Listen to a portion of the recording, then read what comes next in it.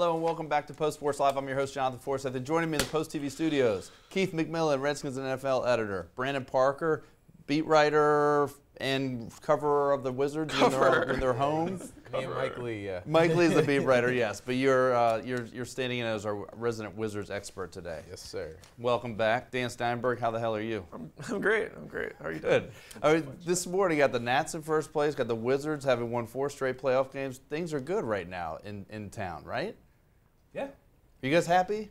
This doesn't happen often. Yeah, unless you're a Lady Gaga fan. I think the Nats thing is cool, but I think that if we were going to not panic because the season was so early last week when they were, flailing around, I think we probably shouldn't celebrate too much. Wizards, celebrate all you want. Celebrate. Hey, you know what? Why not? Let's get overconfident. They've won 4 road games in 2 series. All right. We got a lot to talk about. Obviously, Game 1 of the second round of the NBA playoffs with the Wizards winning in Indiana last night. We'll talk about that series and what Game 1 means for the duration of the series. We're also going to touch on the potential Game 6 conflict with which Mr. Steinberg you wrote so artfully about on A1 today of the Post, which is the Lady Gaga concert at Verizon Center. We'll get your thoughts on that. We're going to talk about the Nationals. They're getting healthy again. Wilson Ramos and Fister are going to join the team likely this week, and wonder which one of those will make the biggest difference for them going forward.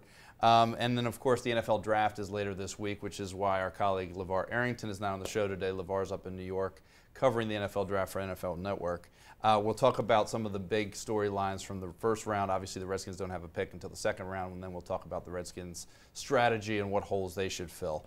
But I want to start, obviously, with Game 1, Brandon. And, general thoughts and takeaways from Game 1. Lots to choose from last night's game in Indiana. Yeah, we'll start with the positive. They got out to a great start, which... Wait, what negatives are there? There's some. All right, there's sorry. some. But the great start kind of overshadowed everything because that's what you got to do. Like they did against the Bulls, then you do that against the Pacers. Trevor Ariza, my goodness, 6 for 6. just couldn't miss. So, but what's overshadowed with that? He shot well, but defensively he did a great job on Paul George, forcing him into tough shots. And, when he's not doing well, the Pacers are going to struggle, even though they have some spark plugs in Stevenson. And then just John Wall did a great job managing the game in the half court. But second half, more so the third quarter, they kind of took the foot off the gas a little bit. I know they weren't shooting that well, but the Pacers kind of slowed things down and got, in the pace that they wanted to play. So, the Wizards didn't shoot great, 41%. They rebounded really good. That's what made up for it. Killed them on the glass. Yeah, that was big. So, the thing is, for them to play and look that good and not really play at their best, honestly. They didn't play bad, but not at their best. They've got to feel really good. Dan, was last night the sort of we've seen flashes before out of Bradley Beal, but was that his first real step toward brilliance in this career? On the big stage. He's had brilliant performances in the regular season. I think with everyone watching, this was the time. This was when Paul George is calling him a superstar. This is when Charles Barkley is gushing over him. During halftime of the next game, when people all over the country are watching this. The numbers that he's putting up in the playoffs at his age are virtually unprecedented. Right. Stuff that guys like Magic Johnson and Derrick Rose are the only guys who've done sort of some of these things he's doing. So, yeah, I don't necessarily agree with you really. I think that. To me, if Roy Hibbert doesn't somehow become some semblance of what we thought he was, it's almost hard to imagine the Wizards losing this series, which is... No, I didn't say they would lose. I just said they could play better. I guess they can, but I never felt in the third quarter like they were on the verge of losing, really. It just seemed like they were the better team. Even on the road, it just seemed like they were. But that's where Beal, when it got to 6 points, that's when Beal hit those threes, which were just, that was he pushed it to 12 points, I think. Got him back to that comfortable margin. Yeah, at times he certainly looked like he was the best player on the court. Keith, we've talked about Charles Barkley's comments about the Wizards going way back to the All-Star break, where he was bullish on them then. And obviously they, last night at halftime, he was already basically writing the series off. He said it's going to be a short series, Wizards are going to win. It's already... would you sort of agree based on the first game? No, because a 7-game series can can change quickly. Sure. One game goes the other way, that momentum switches. But I think Indiana came into this series thinking that they'd already survived their tough test. They got past Atlanta. They'd shaken out the kinks. They're back at home. Right. And they matched up better with the Wizards because they can go big for big. They match up well on the perimeter against the Wizards. They felt like it sounded like from their quotes that the Hawks was a kind of a fluke and just a bad matchup for them because they were such a good 3-point shooting team that they'd be fine. And then at no point last night did they look like they were fine. I mean, that game never got closer than 6 points down the stretch. Right. So for them to have that bravado and then to play like they played last night, they certainly have to bounce back in game 2. But on the flip side, if they do, they probably come in feeling pretty good about themselves once again. Brandon, we can't get out of this segment without talking about Drew Gooden and his performance off the bench. Yeah. And how big was that? I mean, you could argue Drew Gooden was the X factor in this game beyond Bradley Beal and even, Nene. Right, because he did what Trevor Booker had been doing off the bench earlier. But that's why I say that 4 or 5 days rest really did something big for the Drew Goodens, or if you throw Al Harrington in there, just having that fresh body, because he matches up really well with the Pacers. He's physical. He can stretch the floor. I mean, the Wizards do need a little bit more off their bench than just him, but that was huge what he did last night. And I mean, and in their defense too, Dan. The first half, they held him to like 34 points, 36 points, something like that. Great. In the 30s. I mean, they've been great defensively for a while now. Right. I think that's sort of probably nationally the most overlooked thing about this Yeah. team. It's not just Wall and Beal. People talk about the backcourt all the time. People talk about NNA, but I mean, they've been a great defensive team for a long stretch now. And Indiana, like Chicago, has some offensive deficiencies. So I think that kind of works in the Wizards' favor. Yeah, they had the 8 blocks, too. Yeah, I mean, and it was balanced scoring. I mean, the 25 and 22 from Beal and Ariza, but then down the line, all the starters are double digits. I mean, it was just, balanced scoring and stat sheet stuffing from all. And how about all Randy 5 starters. Whitman has never lost a playoff game on the road? He's 4-0. I mean, the only guys who've done that, is it Phil Jackson and Mike Dunleavy? Yeah, I think that's right. I think that's Or right. It was two Lakers coaches. I mean, it's getting like. Hey, let's just keep having fun. Hey, Let's transition now. Dan, you wrote a story on A1 today about the potential Game 6 conflict at Verizon Center. If this series goes to 6 games, which it may well do, obviously, in either way, really, at this point, Lady Gaga concert. What did you learn from reaching out and finding the little monsters who are the followers of Lady Gaga through your reporting? I learned so much about Lady Gaga and her fans. And also, how about this? A lot of Lady Gaga fans are now rooting for the Washington Wizards because they want the series to get over as quickly as possible. Kind of strange bedfellows there. I don't know that this would have been as big of an issue if Lady Gaga did not have such a passionate following, maybe nationally, but especially in this area. And also if her concert here last February hadn't been canceled because she was suffering from a hip injury. Something else that I learned from reporting this. She had to cancel her last show here, so there's people who have felt like they've waited for literally for more than 12 months for the show. It was announced in December that she'd be coming back to Verizon Center, so people bought their tickets in early December. They've been looking forward to this for 5 months. They sort of figured once you have tickets to a show, that's a done deal. There's nothing to worry about. The NBA kind of ran into a little bit of a tough scenario because all of the first round series kind of went to their maximum. So many of them went all the way to 7 games, and so they set their second round schedule the way they wanted it to line up, with basically 1 Eastern Conference game and 1 Western Conference game every single day. The Wizards' turn in that rotation was May 15th. Gaga show was there, and her fans were not very happy about this and saying that, so much goodwill would be lost. They would never go to Verizon Center again. They would never cheer for the Wizards again, whatever. People were extremely dramatic about it, but I talked to a lot of the fans. This means a lot to them. This means as much to them as a Wizards Game 6 means to Wizards fans. So kind of a tough scenario, and hopefully the Wizards make it irrelevant, I guess. It's funny because in the past couple weeks we talked about where the buzz factor was for the Wizards going into the playoffs. Right. And then, of course, they beat the Bulls in 5. And so, obviously, with the fans are sort of, getting really excited. And then they win on the road in Game 1. And now you got the whole sort of Lady Gaga factor. I mean, the buzz, the din right now has got to be about at a high point, right? Yeah, I mean, I should say, too, that this is not completely unprecedented in the NBA. There are shows that overlap with NBA playoff games and even NBA playoff games in Game 6 and Game 7 where you don't know what's going to happen. It happened in Brooklyn last year with the Rihanna show. It happened with New Orleans in 2008, I think, with a Rush show. It happened famously with a WWE event once, where then Vince McMahon followed up by, going out and, sermoning about David Stern's evils or whatever. So I mean, it's not totally unprecedented, but I think to me, it's a little bit amusing. I think we're all having a little bit of fun with it. Yeah. But when I talk to some of these Gaga fans, this actually really does mean a lot to them, and she is an important figure in their life, and they would be very disappointed if they don't get to see her. Friday night, the next night, there's a Mystics game at Verizon Center, which is yet another wrinkle, and Gaga has shows sandwiched on either end in New York and Detroit. So, you know, NHL teams sometimes play back-to-back. Maybe Gaga can do a back-to-back in the interest of... Yeah, I mean, come on. What do they do in those other situations? Yeah, I didn't look at the schedule for all these shows, but the bands postponed. They moved it up or moved it back a couple days to make it work out. And so, I mean, that would seem to be the most natural solution. That would seem to me like she could move it up one day, play Wednesday, and Ted has come out and said that the Wizards game takes precedence, right? I think it's pretty clear that the NBA is not about moving the series. I mean, the NBA set the schedule when they already knew that Gaga was booked. So they clearly did that with the expectation that... We should try to find a Gaga Little Monster fans watch party for this series and see how hard they're sort of rooting for There was one who was tweeting me during the game last night and said that he was praying with his mom that the Wizards would win. So there you go. Hey, you know what? We'll see. You're going to stay on the story, right? We'll be able to tune into the bog as this series progresses. It seems like there's enough interest that I will be following up on this. Yes. I would say so. All right. Prayers up for Gaga fans. Let's move on, guys, to the Nationals. And here's a team that surprised. They're in first place, 18-14. They beat, in a rain-delayed game last night, beat the Dodgers. Awesome catch by Nate McMillan. I don't know if you guys had a chance to see it or not. Most people were probably sleeping at the time. I was. But awesome catch in the corner. But that's beside the point. The point is they're getting healthy finally. Doug Fister will be making his Nationals regular season debut later this week in Oakland. Wilson Ramos is on the mend. He's making some rehab starts and may return as soon as tomorrow to catch Steven Strasburg. The question here is a tiebreaker, and I'll start with you, Dan.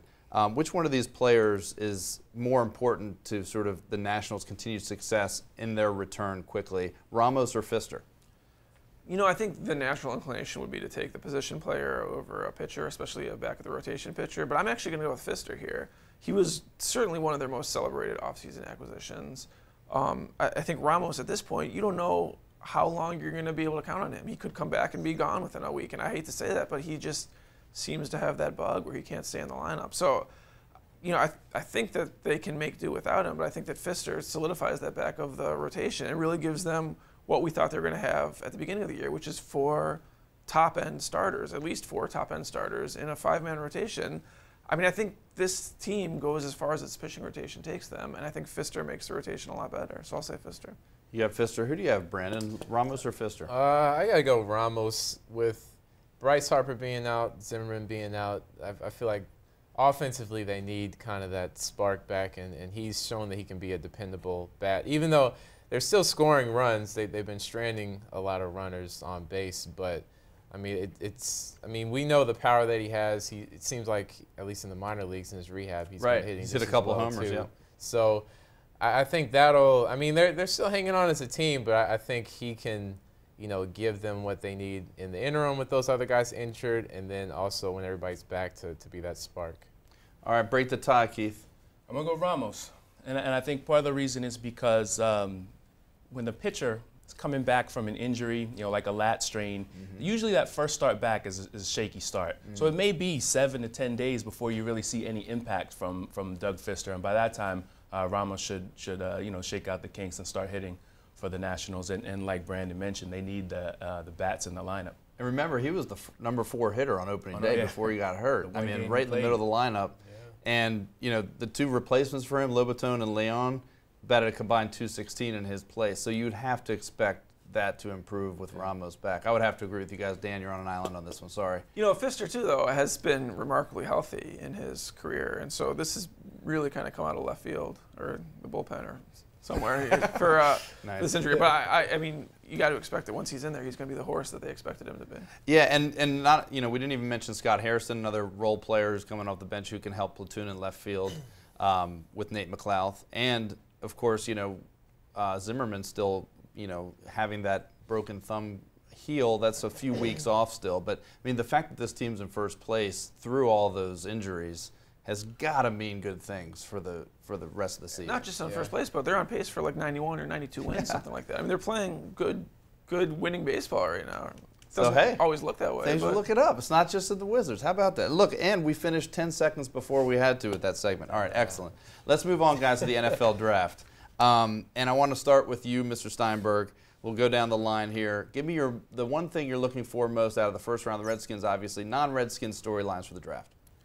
I mean, I always gravitate towards quarterbacks. I think it's the easiest thing to do, and the big name quarterback is the guy we pay attention to a lot. And it's the guy that we remember a lot. You remember like what happened with Jimmy Clausen. You remember what happened with what's the guy who went to the Browns? Brady Quinn. Brady Quinn. You remember the Brady Quinn thing? You I thought you remember were going to go Heath Schuler on You remember like Blaine Gabbert. Like you remember these guys, even if they turn out to be sort of mediocre or terrible NFL quarterbacks, you remember their story on draft day. And so to me, it's Johnny Manziel. To me, he's been the biggest story for weeks, months. You know, he's the charismatic guy. There's such disagreement about what his NFL potential is, about where he would go, about whether he deserves to be a first-round pick or a top 10 pick. And he just seems like the guy, you know, they'll sit up there and they'll talk about him for 3 hours if they need to. And I'll watch that for 3 hours because to me, those are the stories that you remember on draft day. Right now, what interests you, Brandon? I mean, I definitely agree. He's probably the most talked about guy, but Jadeveon Clowney, it seems like there's more of a consensus that he's going to be the top pick, but everybody still has questions about his motor. You know, can he hang at the next level? I think he's an immense talent, and I mean, you've got to, even though they've already got J.J. Watt, the Houston Texans. I mean, those two on the ends, that can be really big impact. And I mean, he's strong, he's fast, he can blow up people as we've seen. I mean, I feel like he's the guy to go with, and he's gonna. I mean, any adjustment period with the NFL, there's gonna be some time, but he's gonna be a good player. Clowney seems to be the prohibitive favorite to be the top pick. What are you looking at, Keith? Yeah, I mean, I think it should be Clowney. And I think after that, that's when the draft gets exciting because,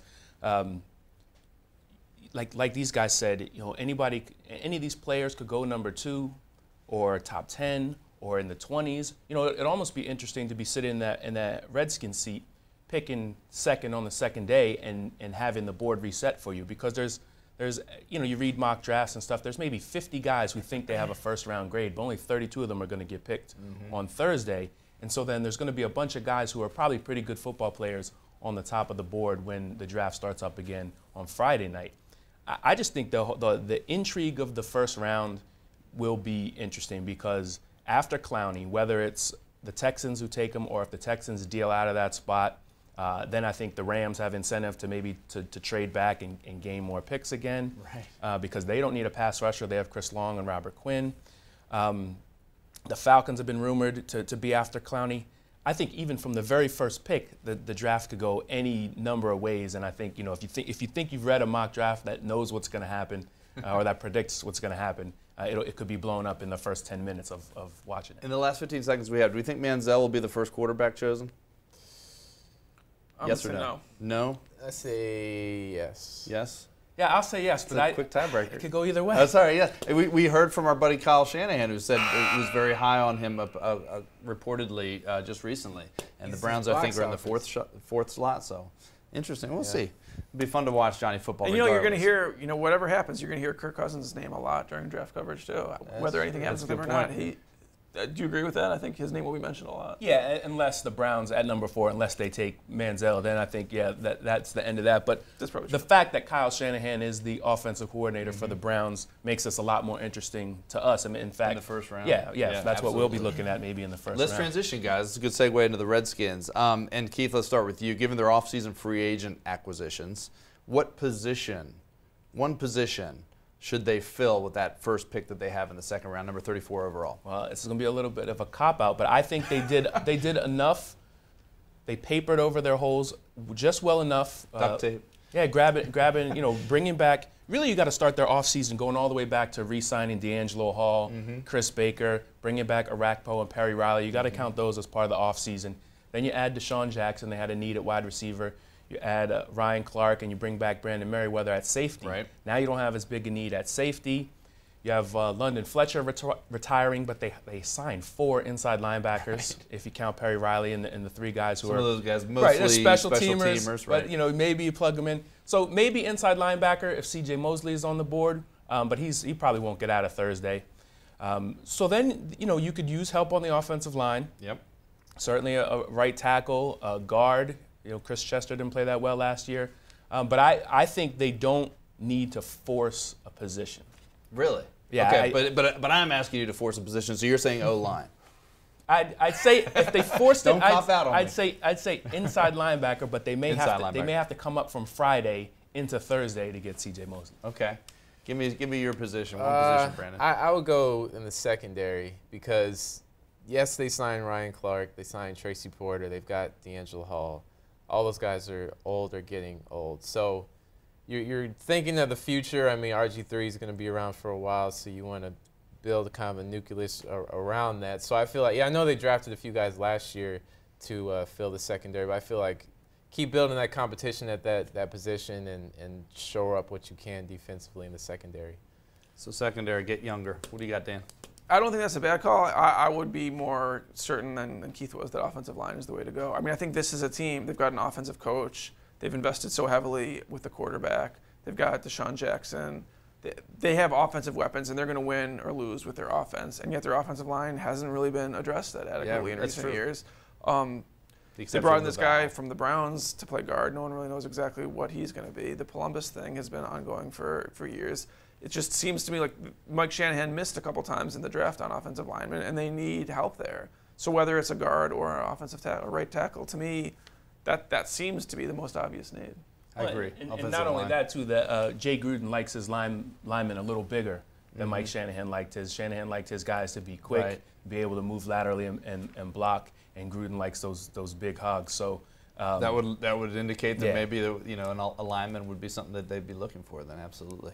You got to protect the franchise. Got to protect the franchise. Yeah, he got beat up a lot. Yeah, I mean they like you said, they've patched up a lot of holes elsewhere, and I think the O-line is the one glaring place, with the exception of Laval, that they haven't really done. I think you would say during free agency they probably wound up addressing more defensive needs than offensive needs, which was a little bit surprising, I think. But to me, it seems like there are more holes on offense. And people say that tight end could even be somewhere that they're looking in this draft. I know they've gone after a bunch of tight ends in recent years, but Jordan Reed has had trouble staying on the field. Well, and you use two tight ends from time to time. You want a guy who can block, and that's not really Reed's specialty. But don't forget on the offensive line, too, that they let Will Montgomery go, and they moved Corey Lichtensteiger from guard over to center. So that's going to solve the problems. Good point. No, but it's a move that they made on an offensive line. So if you're going to count, them, you got to count that one. Fair point. All right, let me change gears slightly to their strategy.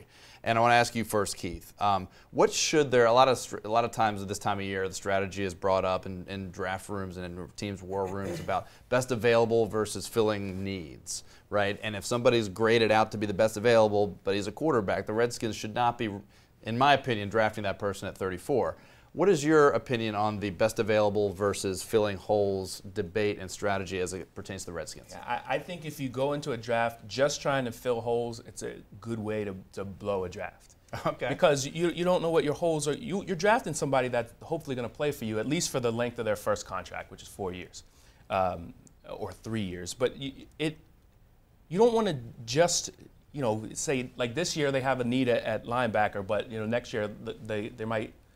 Keenan Robinson comes back. Suddenly they have a surplus of linebackers. So I think you need to draft the best player who's going to produce for you over the course of those first few years, because those are the years you have the player signed for cheap, and you don't have to spend that second contract kind of money to get that real good production. So for a first-round pick, early second-round pick, somebody who probably has first-round talent, you just want to get the best player you possibly can. All right, so best possible. What do you got, Brandon? Yeah, I can see where you're coming from. I don't know. The thing with the Redskins, they always seem to go after like the big name, and it never works out. I mean, RG3 is maybe one exception I can think of, but maybe it's more so in free agency that works out that way. But I just feel like you got a new coach. You want to build, your strategy, your new philosophy. Go after the guy that you think is going to fill that need. Right.